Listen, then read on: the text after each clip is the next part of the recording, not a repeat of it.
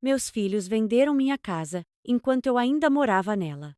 Eu estava na cozinha fazendo café, quando recebi a mensagem. Um número desconhecido. Dona Glória, aqui é o Marcos da Imobiliária Premier. Seus filhos me passaram seu contato.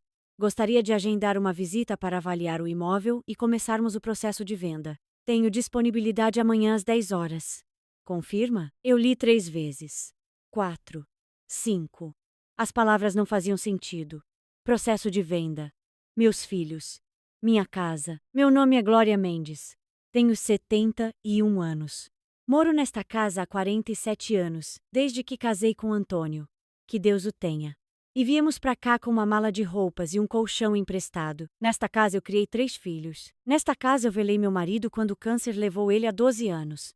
Nesta casa eu pretendo morrer, ou pretendia. A casa não é grande. 3 quartos, sala, cozinha, um banheiro, quintal com pé de jabuticaba que o Antônio plantou quando o mais velho nasceu. 140 metros quadrados num bairro que era periferia quando chegamos, e agora virou região em valorização. Segundo os panfletos que enfiam na minha caixa de correio toda semana, corretores me ligam há anos. Dona Glória, a senhora já pensou em vender? O bairro valorizou muito. Sua casa vale pelo menos 450 mil reais hoje. A senhora podia comprar um apartamento menor, mais prático. Sobrar dinheiro para viajar. Eu sempre desligo. Não quero apartamento menor. Não quero prático. Quero minha casa. Meus quartos. Minhas memórias. Principalmente os quartos. Deixa eu explicar sobre os quartos. Quando meus filhos saíram de casa, Ricardo foi o primeiro, aos 22. Depois, Patrícia aos 20. E por último, o caçula Eduardo aos 19, e eu mantive os quartos deles exatamente como estavam. O quarto do Ricardo ainda tem o pôster do Corinthians, de 1999. O ano que ele chorou de alegria quando o time ganhou o campeonato. A cama de solteiro com a colcha azul marinho que ele escolheu aos 15 anos. Os livros de vestibular na estante, amarelados pelo tempo. O troféu de melhor jogador do campeonato de futsal do colégio, 89. O quarto da Patrícia tem as paredes rosa claro, que ela me implorou para pintar quando fez 13 anos. O espelho de corpo inteiro, onde ela passava horas se arrumando. A penteadeira com a caixinha de música que toca Parelise ainda funciona. Eu dou corda toda semana. As bonecas que ela jurou que ia dar para as filhas um dia. O quarto do Eduardo tem os pôsteres de banda de rock que eu nunca entendi, mas deixei ele colar porque fazia ele feliz. O violão que ele aprendeu a tocar sozinho, assistindo vídeo na internet. A escrivaninha onde ele estudou para o Enem e passou em 12º lugar em Engenharia Civil na Federal. Eu limpo esses quartos toda semana. Tiro o pó. Troco os lençóis mesmo que ninguém durma neles. Abro as janelas para arejar. Mantenho tudo pronto para quando eles voltarem. Eles vão voltar. Sempre digo isso para mim mesma. Um dia, no Natal, no Ano Novo, nas férias, eles vão aparecer com as malas e dizer: Mãe, viemos passar uns dias. E os quartos vão estar prontos. Esperando. Como eu. Ricardo tem 51 anos agora. Mora em Brasília. É funcionário público, cargo alto, não sei exatamente o que porque ele nunca explica direito. Casou com Vanessa, uma advogada que fala rápido e sorri pouco. Tem 2 filhos.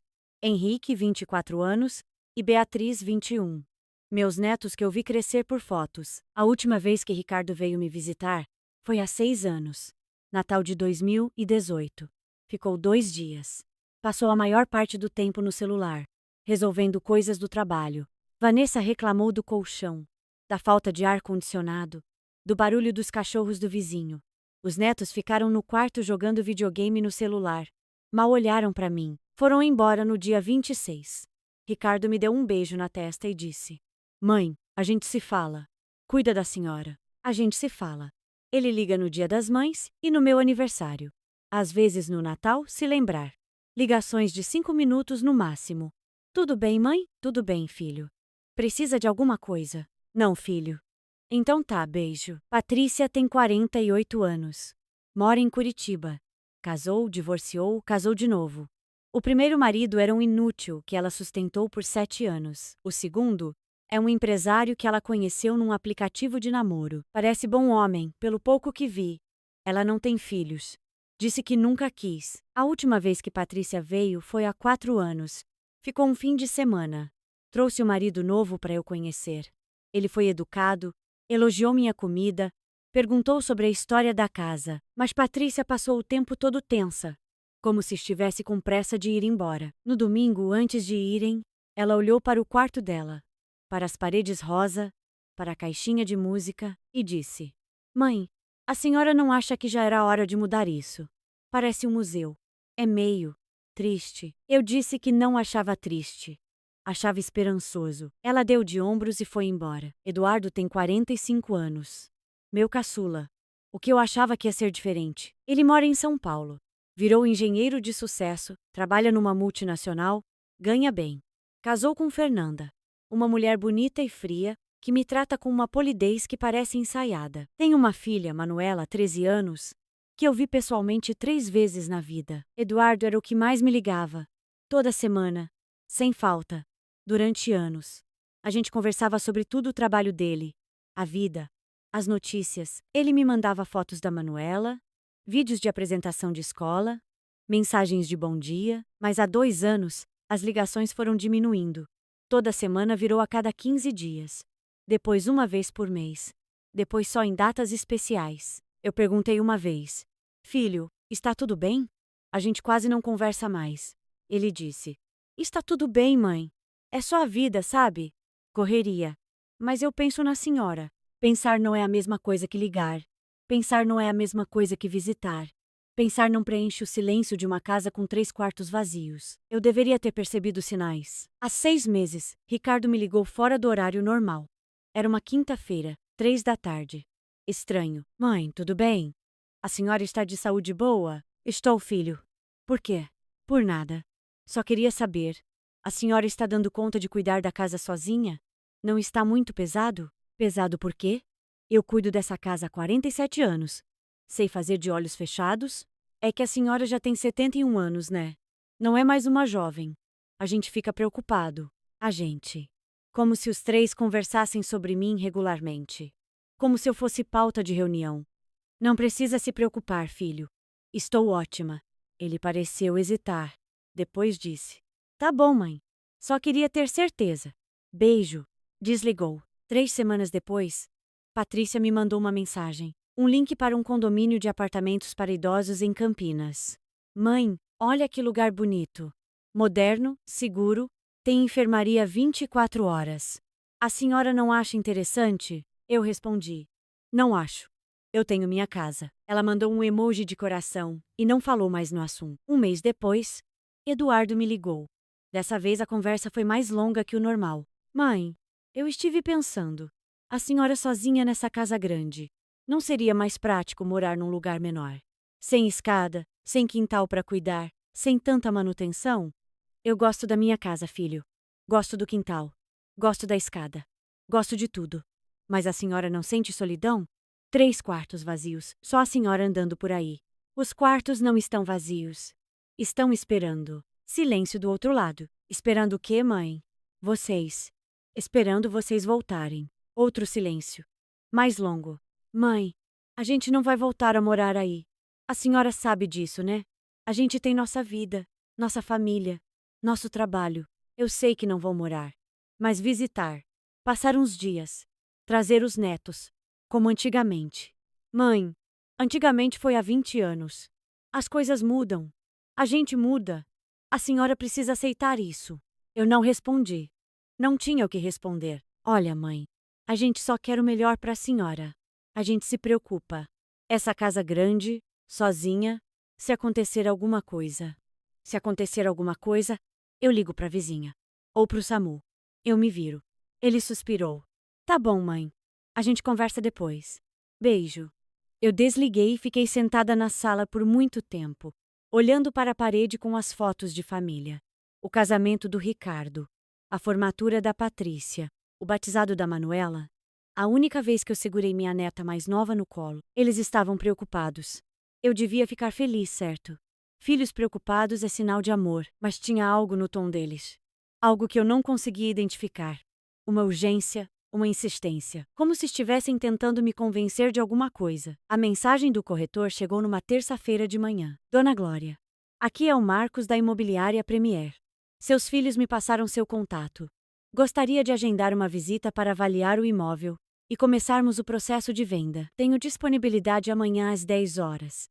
Confirma? Eu li a mensagem com o café esfriando na mão. Seus filhos me passaram seu contato. Processo de venda. Meus filhos tinham entrado em contato com um corretor para vender minha casa. Sem me perguntar. Sem me avisar. Sem minha autorização. Liguei para Ricardo. Caixa postal. Liguei para Patrícia. Chamou?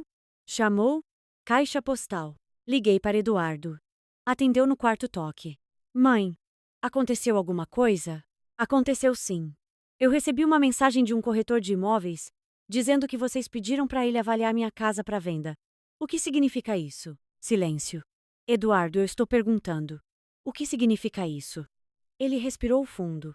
Mãe, a gente ia conversar com a senhora sobre isso.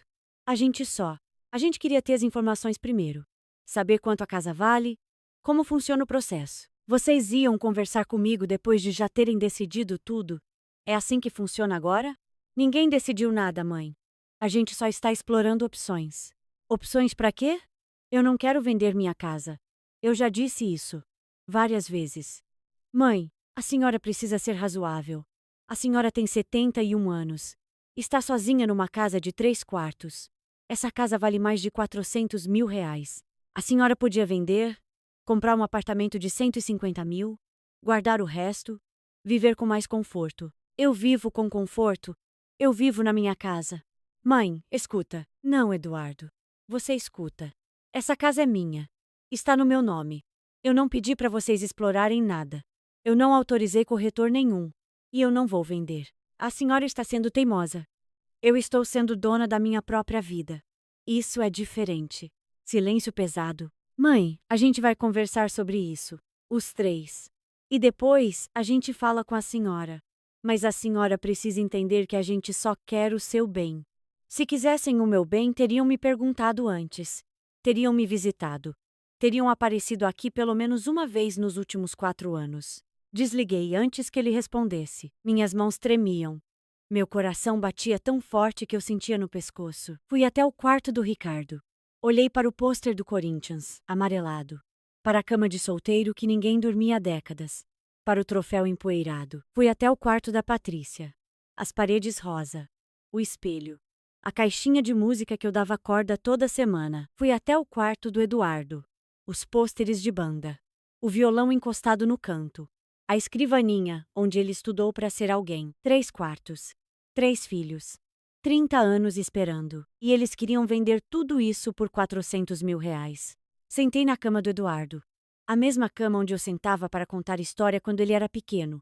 A mesma cama onde ele chorou quando o primeiro cachorro dele morreu. A mesma cama onde eu encontrei ele estudando às 3 da manhã para o vestibular. Ei, chorai. Chorei por tudo que eu tinha guardado. Por todas as esperanças que eu tinha mantido vivas.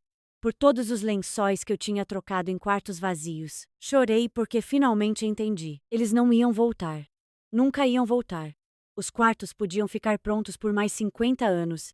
E eles não iam voltar. E agora eles queriam tirar de mim a única coisa que me restava. A única coisa que ainda me fazia sentir mãe. Eu não dormi naquela noite. Fiquei sentada na poltrona da sala, a poltrona que era do Antônio, onde ele assistia a novela comigo toda noite antes de dormir, olhando para o escuro e pensando em como eu tinha chegado até aqui, em como 3 crianças que eu carreguei no colo, que eu amamentei, que eu ensinei a andar, a falar, a amarrar sapato, tinham se tornado 3 adultos que queriam vender minha casa sem me perguntar. Onde eu tinha errado? O que eu tinha feito de tão grave para merecer isso? Ou será que eu não tinha feito nada? Será que simplesmente era assim: filhos crescem e vão embora? E os pais viram um problema a ser resolvido? De manhã, com os olhos ardendo de cansaço, eu tomei uma decisão. Eu precisava entender o que estava acontecendo. Precisava saber o que meus filhos estavam planejando de verdade. Porque aquela história de explorar opções não me convenceu. Tinha algo mais. Eu sentia. A primeira coisa que fiz foi ligar para a imobiliária Premier. Pedi para falar com o Marcos. Dona Glória, que bom que a senhora retornou. Então podemos agendar a visita para amanhã? Antes de agendar qualquer coisa, eu preciso entender uma coisa. O senhor disse que meus filhos entraram em contato. Como foi isso exatamente? Ah, sim. O senhor Ricardo Mendes me procurou há mais ou menos um mês. Disse que a mãe dele, a senhora, tinha uma casa no bairro. e que a família estava considerando vender. Pedi uma avaliação preliminar baseada no endereço e nas fotos do Google. Eu passei o valor estimado entre 450 e 480 mil reais, dependendo do estado interno. Ele disse que ia conversar com a senhora e me passou seu telefone para eu entrar em contato direto. Um mês. Ricardo estava planejando isso há um mês. E ele disse mais alguma coisa. Sobre os motivos da venda, sobre prazos. Disse que a senhora já tinha 70 e poucos anos. E que a família achava melhor a senhora morar num lugar mais adequado. Que a casa era grande demais para uma pessoa só. E perguntou sobre o tempo médio para vender um imóvel nessa faixa de preço. E qual é o tempo médio? Nessa região, com esse valor, uns 3 a 4 meses se o preço estiver bom. Mas tem que estar tudo regularizado, documentação, IPTU em dia, essas coisas. Entendi. Mais uma pergunta. O senhor Ricardo mencionou se a casa está no nome dele ou no meu. Silêncio do outro lado. Dona Glória, ele disse que estava no nome da senhora, mas que vocês iam resolver isso com uma procuração. Disse que a senhora ia assinar uma procuração dando poderes para ele cuidar da venda. Procuração. Meu filho estava planejando me fazer assinar uma procuração para ele vender minha casa. Obrigada, Marcos. Eu vou precisar pensar sobre isso. Não agende nada por enquanto. Mas, Dona Glória, o senhor Ricardo disse que era urgente. Não é urgente. A casa é minha. E eu decido quando e se vou vender. Obrigada. Desliguei. Minhas mãos tremiam de novo. Mas dessa vez não era só tristeza.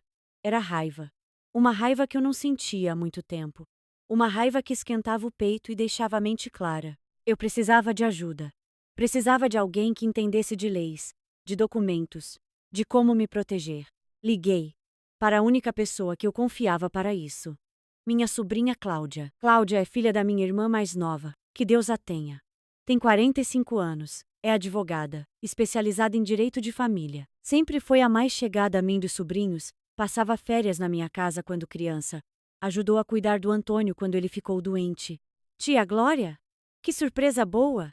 Tudo bem? Não está tudo bem, minha filha. Eu preciso da sua ajuda. Contei tudo. A mensagem do corretor. A conversa com Eduardo. O que o Marcos tinha me contado sobre a procuração. Cláudia ouviu em silêncio. Quando eu terminei, ela disse: Tia, isso é grave. Muito grave. Eles estão tentando te manipular para assinar uma procuração que daria poder para eles venderem sua casa sem sua presença. Se a senhora assinar isso, eles podem fazer a venda inteira sem a senhora concordar com nada. Mas eu não ia assinar nada sem ler. Tia, com todo respeito, a senhora leria um documento jurídico de 10 páginas e entenderia tudo. Eles poderiam dizer que é só uma formalidade, que é para facilitar, e a senhora confiaria neles. É assim que funciona. Ela tinha razão. Eu confiaria. Sempre confiei. O que eu faço, Cláudia? Primeiro, a senhora não assina nada. Nada. Nem se eles chorarem, implorarem, ameaçarem. Segundo, a senhora precisa verificar se a documentação da casa está toda no seu nome e se não tem nenhuma irregularidade.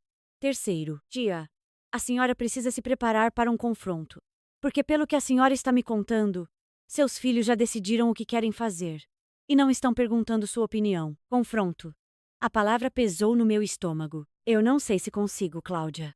São meus filhos. Eu sei, tia. Mas às vezes os filhos que a gente criou não são os adultos que eles se tornaram. E a senhora precisa se proteger. Quer que eu vá aí?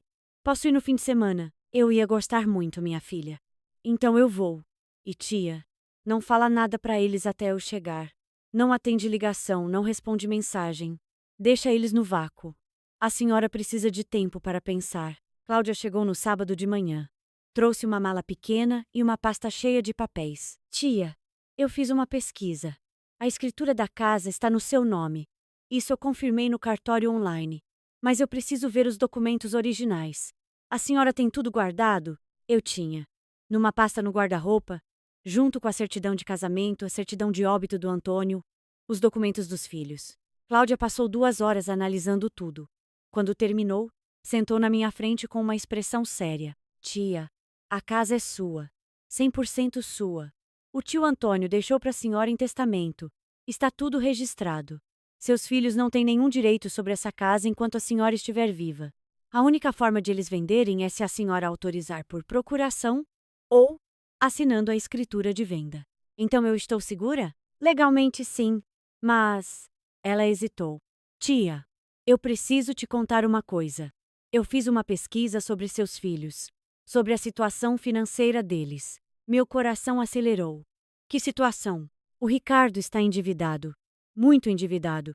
Ele pegou um empréstimo de R$ 180 mil há 2 anos para reformar o apartamento dele em Brasília.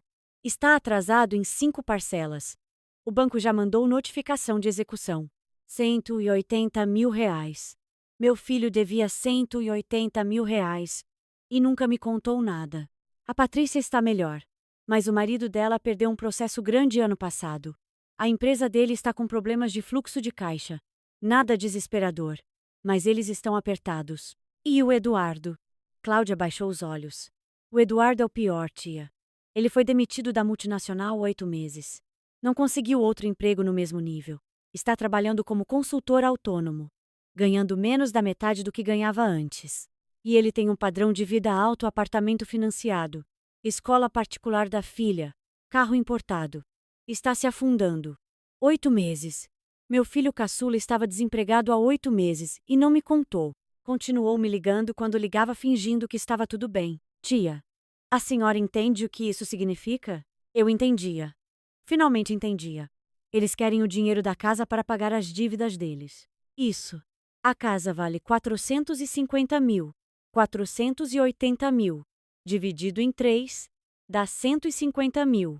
160 mil para cada um. Resolve o problema do Ricardo. Ajuda a Patrícia. Salva o Eduardo. E eu? O que sobra para mim? Na cabeça deles, provavelmente um apartamento pequeno, em algum lugar barato. Ou uma vaga num asilo.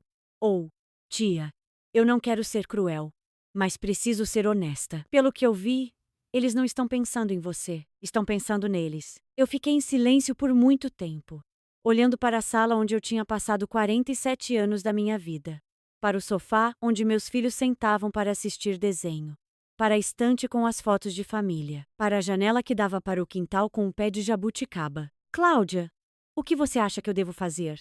Eu acho que a senhora precisa conversar com eles, confrontar, mas não sozinha. Eu vou estar do seu lado. E a senhora precisa estar preparada para ouvir coisas que vão doer. Mais do que já está doendo? Talvez sim, tia.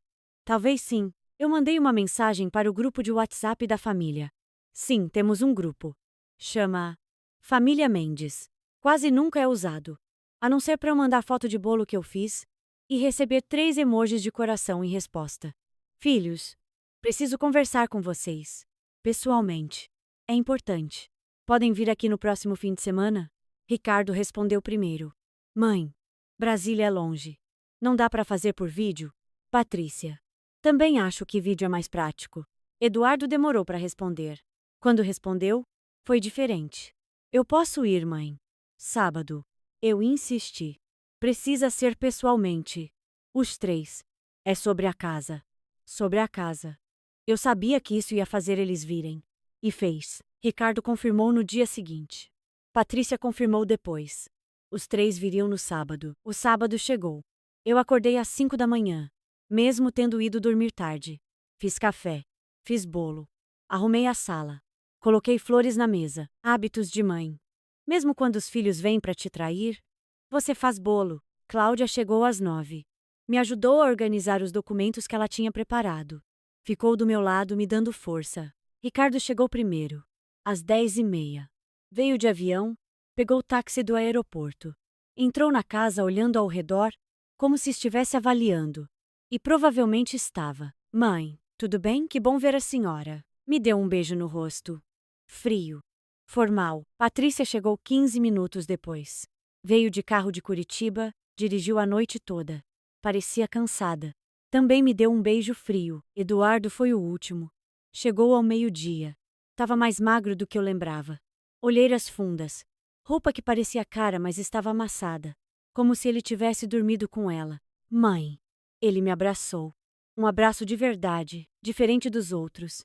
Mas eu senti a tensão no corpo dele. Os 3 sentaram no sofá. Eu sentei na poltrona do Antônio. Cláudia ficou de pé, perto da estante. Ricardo olhou para ela com desconfiança. Mãe, quem é essa? Essa é Cláudia. Minha sobrinha. Advogada. Ela está aqui para me ajudar. Ajudar com o quê? A gente veio para uma conversa de família, não para uma reunião de negócios. É uma conversa de família.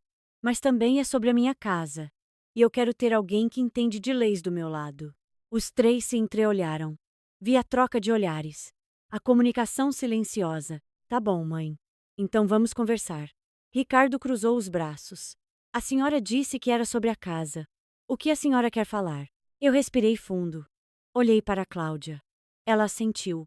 Eu quero falar sobre o corretor que vocês contrataram para vender a minha casa sem me consultar. Silêncio. Eu quero falar sobre a procuração que vocês queriam me fazer assinar. Silêncio mais pesado. E eu quero falar sobre por que vocês precisam tanto de dinheiro que estão dispostos a me tirar da minha própria casa. Eduardo ficou branco. Patrícia desviou o olhar. Ricardo endureceu o maxilar. Mãe, a senhora está exagerando.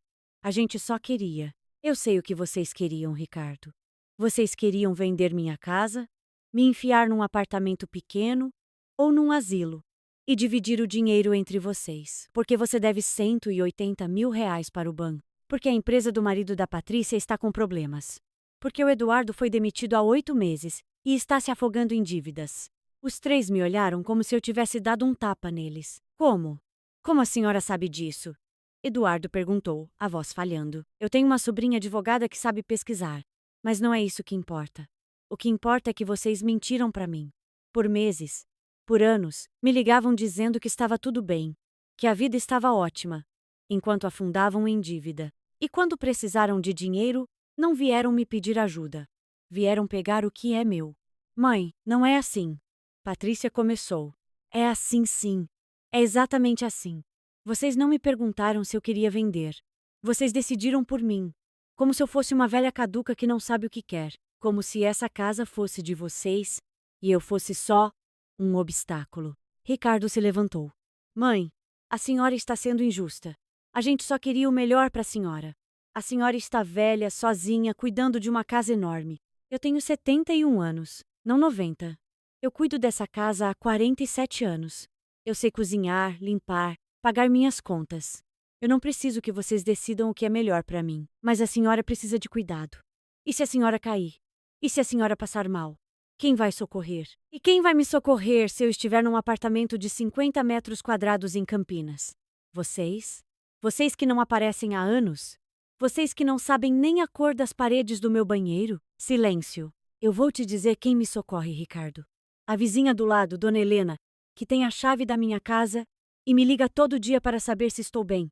A moça da farmácia que me entrega os remédios em casa. O rapaz do mercado que carrega minhas compras até a porta.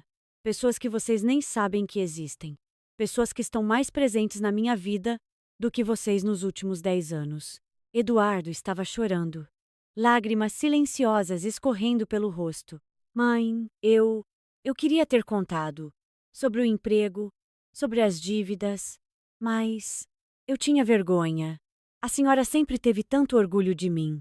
Eu tinha orgulho do menino que estudava até 3 da manhã, para passar no vestibular. Não do homem que mente para a mãe e tenta roubar a casa dela. Eu não estava tentando roubar. Estava sim. Estava tentando me manipular para assinar uma procuração. Estava tentando me convencer de que eu não consigo cuidar de mim mesma. Estava tentando me fazer acreditar que vender minha casa era para o meu bem, quando era para o bem de vocês. Patrícia finalmente falou. A voz dela estava estranha, contida. Mãe, a senhora quer que a gente faça o quê? Que a gente vá à falência? Que a gente perca tudo? A senhora prefere ficar sozinha nessa casa, com 3 quartos vazios, do que ajudar seus próprios filhos? Eu olhei para ela. Para essa mulher de 48 anos que eu tinha criado. Que eu tinha ensinado a andar, a falar, a ser gente. Patrícia, em 47 anos nessa casa, quantas vezes você me pediu ajuda? Ela não respondeu. Nenhuma. Vocês nunca me pediram nada. Nunca disseram, mãe, estou com problema, preciso de ajuda. Vocês só apareceram quando acharam que podiam pegar sem pedir. Isso não é pedir ajuda. Isso é roubar. A senhora está exagerando. Eu estou exagerando? Vocês contrataram um corretor para vender minha casa. Vocês planejaram me fazer assinar uma procuração. Vocês fizeram tudo isso nas minhas costas, durante 1 mês, sem me dizer uma palavra. E eu estou exagerando? Levantei da poltrona. Minhas pernas tremiam. Mas eu me forcei a ficar firme. Eu vou dizer uma coisa para vocês. E eu quero que vocês gravem bem. Essa casa é minha. Eu não vou vender. Eu não vou assinar procuração nenhuma. Eu não vou sair daqui até o dia que eu morrer ou que eu decidir sair por vontade própria. Fui até a estante. Peguei 3 envelopes que Cláudia tinha preparado. Aqui estão cópias do testamento do seu pai e da escritura da casa. Para vocês verem que está tudo no meu nome e que vocês não têm direito a nada enquanto eu estiver viva. Entreguei um envelope para cada um. E aqui está uma carta que eu escrevi para cada um de vocês. Leiam quando estiverem sozinhos. Leiam e pensem sobre o que vocês se tornaram. Os 3 pegaram os envelopes em silêncio. Agora eu quero que vocês vão embora. Eu preciso de tempo. Tempo para pensar se eu ainda quero vocês na minha vida. Porque agora, nesse momento, eu não sei. Ricardo abriu a boca para falar. Eu levantei a mão. Não. Eu não quero ouvir mais nada. Não quero desculpas. Não quero explicações. Não quero justificativas. Eu quero silêncio. E eu quero que vocês saiam da minha casa. Eles foram. Ricardo saiu primeiro, sem dizer nada. O envelope amassado na mão. Patrícia saiu depois, olhando para trás uma vez, como se quisesse falar algo, mas não conseguisse. Eduardo foi o último. Parou na porta. Virou para mim. Mãe, eu sinto muito. De verdade. Eu nunca quis. Eu sei o que você nunca quis, Eduardo.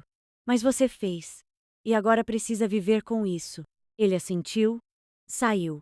Fechou a porta. Eu fiquei parado no meio da sala, olhando para a porta fechada. Cláudia veio até mim. Me abraçou. Tia, a senhora foi incrível. Eu tenho muito orgulho da senhora. Eu não me sentia incrível. Eu me sentia vazia. Como se tivesse arrancado um pedaço de mim mesma e jogado fora. Mas também me sentia leve. Pela primeira vez em muito tempo eu tinha dito a verdade. Tinha defendido o que era meu. Tinha parado de fingir que estava tudo bem quando não estava. Fui até o quarto do Ricardo. Olhei para o pôster do Corinthians. Para a cama de solteiro. Fui até o quarto da Patrícia. As paredes rosa. A caixinha de música. Fui até o quarto do Eduardo. Os pôsteres de banda. O violão. 3 quartos. 30 anos esperando por visitas que nunca vieram. Talvez fosse hora de parar de esperar. Os primeiros dias depois do confronto foram os mais silenciosos da minha vida. Nenhuma ligação. Nenhuma mensagem. O grupo Família Mendes ficou mudo, como se nunca tivesse existido. Eu acordava, fazia café, olhava para o celular, nada. Almoçava, assistia televisão, olhava para o celular, nada. Jantava, tomava banho, olhava para o celular antes de dormir, nada. O silêncio doía mais do que as palavras que tinham sido ditas. Cláudia me ligava todo dia. Tia, como a senhora está? Estou, minha filha. Estou. Ela entendia o que eu queria dizer. Estar não é a mesma coisa que estar bem. Estar é só continuar existindo. Na segunda semana, eu comecei a perceber algo estranho. Eu passava na frente dos quartos e sentia um aperto no peito.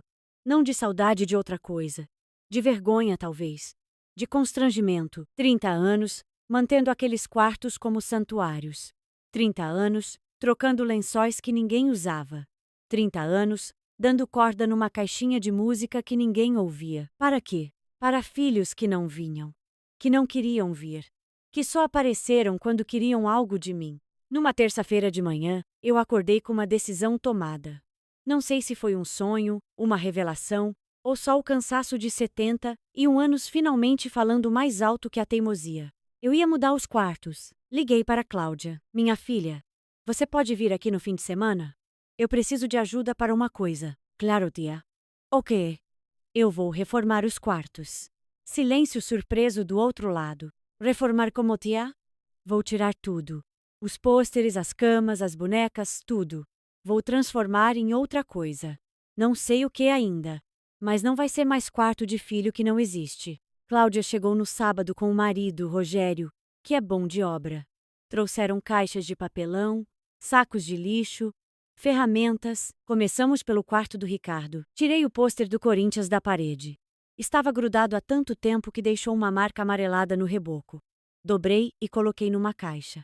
Desmontei a cama de solteiro, Rogério me ajudou com os parafusos. Guardei os livros de vestibular numa caixa separada. Peguei o troféu de futsal, olhei por um momento e coloquei junto com os livros. O quarto ficou vazio. Só as paredes, o piso, a janela. Parecia maior assim. Mais leve. Fomos para o quarto da Patrícia. Tirei o espelho da parede. Desmontei a penteadeira. Peguei a caixinha de música, dei corda uma última vez. Ouvi. Parei Lizzie tocar até o fim e coloquei na caixa. As bonecas foram para um saco separado. Eu ia doar para alguma creche. As paredes rosa ficaram me olhando. Cláudia perguntou se eu queria pintar. Quero. De branco. Branco é recomeço. Por último, o quarto do Eduardo. Esse foi mais difícil. Não sei porquê. Talvez porque ele era o caçula. Talvez porque ele era o que eu mais esperava, que fosse diferente. Tirei os pôsteres de banda. Tirei a escrivaninha. Peguei o violão, estava desafinado. As cordas ressecadas de anos sem uso, e fiquei olhando por muito tempo. Tia, quer guardar o violão? Cláudia perguntou. Não. Quero doar também. Para alguém que vá tocar de verdade. No domingo à noite, os 3 quartos estavam vazios. 3 cômodos brancos, limpos, esperando para ser outra coisa. Eu sentei no chão do quarto, que era do Eduardo. Encostei as costas na parede. Olhei para o teto. E pela primeira vez em 30 anos, não senti falta do que estava ali antes. Senti alívio. Nas semanas seguintes, eu transformei os quartos. O do Ricardo virou meu ateliê de costura. Eu sempre gostei de costurar, mas nunca tive espaço dedicado. Agora tinha. Comprei uma máquina nova, R$ 1.200, a mais bonita que eu já tive. Coloquei uma mesa grande, prateleiras com tecidos coloridos, uma cadeira confortável. Passei a fazer roupas para doar, para vender na feira do bairro. Para mim mesma, o da Patrícia virou um quarto de hóspedes de verdade. Não para filhos que não vinham, para pessoas que queriam vir. Cláudia passou a dormir lá quando me visitava. Dona Helena, minha vizinha, ficou uma semana, quando fez uma cirurgia, e precisou de companhia na recuperação. Uma amiga do grupo de ginástica veio passar o Natal comigo porque a família dela mora longe. O do Eduardo virou minha biblioteca. Eu sempre quis ter uma biblioteca. Uma sala só com livros, uma poltrona boa, um abajur de luz amarela. Agora tinha. Passei a ler um livro por semana. Romance, história, biografia, poesia. Coisas que eu nunca tinha tido tempo de ler quando estava ocupada demais mantendo quartos para filhos que não vinham. A casa mudou. Eu mudei. E aos poucos, a vida foi enchendo os espaços que antes estavam vazios de espera. Um mês depois da reforma, Eduardo me ligou. Eu vi o nome dele piscando na tela e quase não atendi. Mas algo me fez apertar o botão verde. Mãe? Eduardo. Silêncio. Eu ouvia ele respirar do outro lado. Mãe. Eu li a carta. Li várias vezes. E eu queria pedir desculpa. De verdade. Não por mensagem, não por telefone pessoalmente, mas eu queria saber se a senhora aceita me ver. Eu fiquei em silêncio por um momento, pensando. Por que agora, Eduardo? Faz um mês. Porque eu precisei de um mês para entender o tamanho do que eu fiz. Para parar de me justificar e começar a assumir. A carta da senhora. A senhora disse coisas que eu precisava ouvir. Coisas que doeram, mas que eram verdade. E o que você pretende fazer com essa verdade? Eu não sei ainda, mãe. Mas eu sei que eu não quero ser o homem que eu estava me tornando. O homem que mente para a mãe, que planeja pelas costas, que trata a própria família como um problema a ser resolvido. Eu não quero ser esse homem.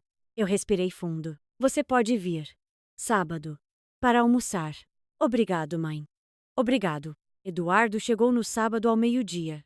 Estava diferente e mais magro ainda, mas com algo nos olhos que não estava lá antes. Uma clareza. Uma humildade. Ele entrou na casa e parou no corredor. Olhou para as portas dos quartos. Mãe, os quartos. Eu mudei. Vem ver. Mostrei o ateliê de costura. Ele olhou para a máquina, para os tecidos, para as roupas penduradas. A senhora sempre gostou de costurar. Eu lembro. A senhora fazia minhas fantasias de carnaval quando eu era pequeno. Lembra disso? Lembro de tudo, mãe. Mais do que a senhora imagina. Mostrei o quarto de hóspedes. Ele olhou para a cama nova, para as cortinas claras, para o quadro que Cláudia tinha me dado de presente. Ficou bonito. Acolhedor. É para quem quiser vir. De verdade. Por último, mostrei a biblioteca. Ele entrou devagar, olhando para as estantes cheias de livros, para a poltrona, para o abajur. Mãe, isso é incrível. A senhora sempre quis isso? Sempre. Mas nunca fiz porque estava ocupada demais guardando o passado. Ele ficou parado no meio da biblioteca, olhando ao redor. E então começou a chorar, não um choro escandaloso. Um choro quieto, de homem que não sabe chorar direito, que aprendeu a engolir tudo a vida inteira. Mãe, me desculpa. Por tudo. Por ter mentido, por ter planejado pelas suas costas, por ter tratado a senhora como se fosse um obstáculo. A senhora não é um obstáculo. A senhora é minha mãe. E eu fui um filho horrível. Eu fui até ele. Coloquei a mão no rosto dele, como fazia quando ele era pequeno e acordava de pesadelo. Você foi um filho perdido, Eduardo. Perdido em dívidas, em vergonha, em medo. Isso não justifica o que você fez, mas explica. A senhora me perdoa? Eu olhei nos olhos dele. Olhos que eu conhecia desde o primeiro dia de vida. Olhos que tinham me olhado com amor, com raiva, com indiferença e agora com arrependimento. Eu estou no caminho de perdoar. Mas perdão não é um momento, Eduardo. É um processo. Vai levar tempo. Vai levar prova de que você mudou de verdade. Vai levar presença não só quando você precisa de algo, mas sempre. Eu entendo. E eu preciso que você entenda outra coisa. Eu te amo. Sempre vou te amar. Mas eu também aprendi a me amar. E me amar significa não aceitar mais ser tratada como menos do que eu sou. Se você quer fazer parte da minha vida, vai ser nos meus termos, não nos seus. Ele assentiu. Nos seus termos, mãe. Eu aceito. Almoçamos juntos naquele dia. Frango assado com batatas. Como eu fazia quando ele era adolescente. Conversamos sobre a vida dele. A demissão, as dívidas, o casamento que estava por um fio. Ele foi honesto pela primeira vez em anos. Dolorosamente honesto. Quando ele foi embora, me deu um abraço longo. Não um abraço de obrigação. Um abraço de filho. Mãe, eu vou voltar. Não porque eu preciso de algo. Porque eu quero estar aqui. Vou estar esperando. Mas dessa vez, com a casa cheia de vida. Não de fantasmas. Patrícia me ligou 2 semanas depois. A conversa foi mais curta, mais formal. Ela não é de grandes emoções. Nunca foi. Mãe, eu li a carta. Eu entendi o que a senhora quis dizer. Eu não concordo com tudo, mas entendi. O que você não concorda? Que a gente estava tentando roubar a senhora. A gente estava tentando ajudar. Do nosso jeito errado, mas era ajuda. Patrícia, ajuda se oferece. Não se impõe. Vocês não me perguntaram se eu queria ajuda. Vocês decidiram que eu precisava e agiram como se eu não tivesse voz. Silêncio. É, eu sei. E eu sinto muito por isso. Você sente muito pelo que fez? Ou por ter sido pega? Silêncio mais longo. Honestamente, no começo por ter sido pega. Mas agora eu sinto pelo que fiz. Pela forma como eu tratei a senhora. Pela forma como eu pensei na senhora como um problema. Não como minha mãe. Isso era mais honesto do que eu esperava. Obrigada por admitir, Patrícia. Isso significa algo. A senhora me perdoa? Estou no processo. Como eu disse para o Eduardo, perdão leva tempo. Eu posso ir te visitar? Não agora. Quando a senhora estiver pronta. Pode. Quando eu estiver pronta, eu aviso. Ricardo nunca ligou. Não naquele mês. Não no mês seguinte. Não no ano seguinte. Eu soube por Cláudia que ele conseguiu renegociar a dívida do banco. Vendeu o carro. Tirou os filhos da escola particular. Downsized, como dizem os jovens. Soube também que ele falava mal de mim para quem quisesse ouvir. Que eu era uma velha teimosa, egoísta, que preferia ficar sozinha numa casa enorme a ajudar os próprios filhos. No começo, isso doía. Depois passou a doer menos. E por fim, parou de doer. Porque eu entendi uma coisa. Ricardo não estava bravo comigo. Estava bravo com ele mesmo. E quando a gente não consegue enfrentar a própria vergonha, a gente projeta nos outros. Ele vai voltar um dia? Não sei.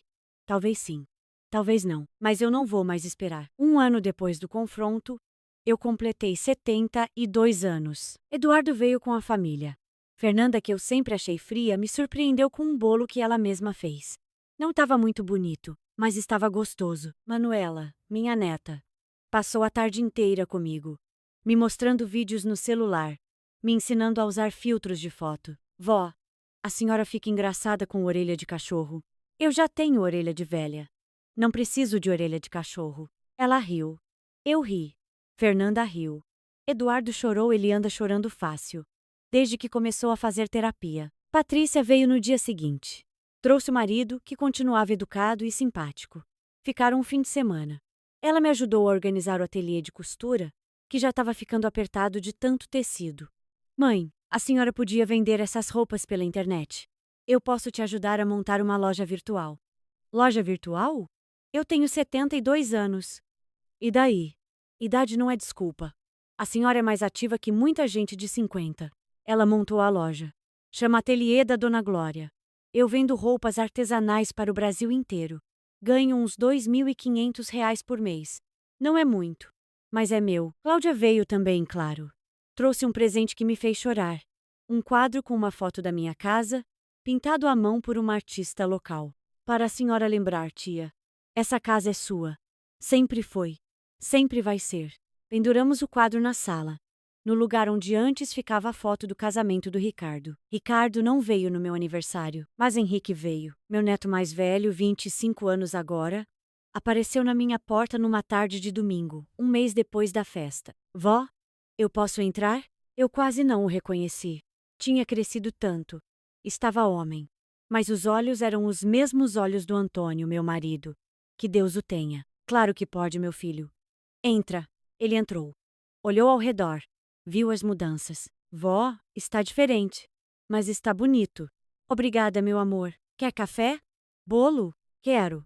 E quero conversar com a senhora. Sentamos na cozinha. Eu servi café, cortei bolo. Ele comeu em silêncio por um momento, juntando coragem. Vó, eu sei o que aconteceu. Entre a senhora e meu pai. Ele me contou a versão dele. Mas eu queria ouvir a sua. Eu contei. Tudo. Sem esconder, sem amenizar. A mensagem do corretor. A procuração. O confronto. As cartas. O silêncio. Henrique ouviu sem interromper. Quando eu terminei, ele disse: Meu pai estava errado. Eu disse isso para ele. A gente brigou feio. Você brigou com seu pai por minha causa? Eu briguei com meu pai porque ele estava errado. A senhora é minha avó. A senhora não merecia ser tratada assim. Eu segurei a mão dele. Meu filho, eu não quero que você brigue com seu pai por minha causa. Vocês são família. Vocês precisam um do outro. Eu sei. Mas ele também precisa entender que o que ele fez foi errado. E que ele precisa pedir desculpa. Não para mim. Para a senhora. Ele não vai pedir. Não é do feitio dele. Então ele vai ter que viver com isso. Mas eu não vou deixar de ver a senhora por causa da teimosia dele. A senhora é minha avó. A senhora me ensinou a jogar damas, a fazer pipa, a assar bolo de chocolate. O pai dele pode estar bravo com a senhora, mas eu não estou. Eu chorei. Chorei de alegria, de alívio, de gratidão. Obrigada, meu amor. Você não sabe o quanto isso significa. Sei sim, vó. Sei sim. Henrique passou a me visitar uma vez por mês. Às vezes traz a irmã Beatriz, que é mais quieta, mas igualmente carinhosa. Ricardo sabe e não gosta. Mas não pode impedir, eles são adultos. A família está rachada. Mas das rachaduras, às vezes nasce luz. Hoje é domingo. São 8 da manhã. Estou sentada na minha biblioteca, na poltrona que eu sempre quis, lendo um livro que eu sempre quis ler. O sol entra pela janela e faz um quadrado de luz no tapete. O café está quente na minha mão. A casa está em silêncio, mas um silêncio bom. Um silêncio de paz, não de espera. Daqui a pouco, Eduardo vai ligar para saber como eu estou. Não porque é dia das mães ou meu aniversário, porque é domingo. Porque ele ligou todo domingo nos últimos 12 meses. Porque ele está tentando ser o filho que ele deveria ter sido sempre. Daqui a 2 semanas, Patrícia vem me visitar. Vamos juntas numa feira de artesanato em São Paulo. Ela quer me apresentar para umas amigas dela que gostam de costura. Eu disse que vou, mas só se ela me deixar pagar meu próprio almoço. Daqui a um mês, Henrique e Beatriz vêm passar um fim de semana. Eles querem aprender a fazer o frango assado, que era especialidade do avô. Eu vou ensinar. Ricardo continua em silêncio. Talvez um dia ele ligue. Talvez um dia ele apareça na minha porta. Talvez um dia ele peça desculpa, ou talvez não. Eu não sei. E aprendi que não preciso saber. Não preciso controlar. Não preciso esperar. Se você me perguntasse, 2 anos atrás, o que eu esperava da minha vida aos 72 anos, eu diria: os quartos. Eu esperava os quartos. Esperava que um dia meus filhos voltassem e dormissem nas camas que eu mantinha arrumadas. Esperava que a caixinha de música tocasse para netos que brincariam no quarto rosa. Esperava que o violão fosse tocado de novo. Eu estava esperando fantasmas. Agora eu espero a vida. A vida real, imperfeita, cheia de rachaduras e de luz. Eu aprendi que guardar o passado não traz as pessoas de volta. Só prende a gente num museu de esperanças vazias. Eu aprendi que filhos crescidos são pessoas inteiras, com suas próprias escolhas, seus próprios erros, suas próprias vidas. A gente pode amar eles, mas não pode controlá-los, não pode obrigá-los a serem quem a gente queria que fossem. Eu aprendi que perdão é um processo, não um momento. Que às vezes a gente perdoa devagar, um dia de cada vez, uma prova de mudança de cada vez, e que às vezes a gente não consegue perdoar e tudo bem também. Perdão forçado não é perdão. É mentira. E eu aprendi que nunca é tarde para mudar, para transformar quartos de espera em espaços de vida, para trocar solidão por solitude, para descobrir quem a gente é, quando para de ser só mãe, só avó, só esposa, só viúva, e começa a ser, simplesmente, a gente mesmo. O telefone toca. Eu olho para a tela. Eduardo. Bom dia, mãe. Tudo bem? Tudo bem, meu filho. Tudo muito bem. Que bom. O que a senhora está fazendo? Estou lendo. Na minha biblioteca. Tomando café. Que livro? Um de poesia. Fernando Pessoa. A senhora sabia que ele disse que sentir é estar distraído? Estou tentando entender o que isso significa. Eduardo ri do outro lado da linha. A senhora está ficando filósofa, mãe. Estou ficando eu mesma, filho. Finalmente. Conversamos por 20 minutos. Sobre o livro, sobre a semana dele, sobre a Manuela que está aprendendo a tocar violão Ironia do Destino. Quando desligamos, eu fico olhando para a janela, para o sol que entra, para a vida que continua. 3 quartos que eram prisão, viraram libertação. Uma casa que era museu virou lar. Uma mãe que era só espera virou uma mulher inteira. E eu estou aqui. 72 anos. Viva. Em paz. Não esperando mais nada. Só vivendo.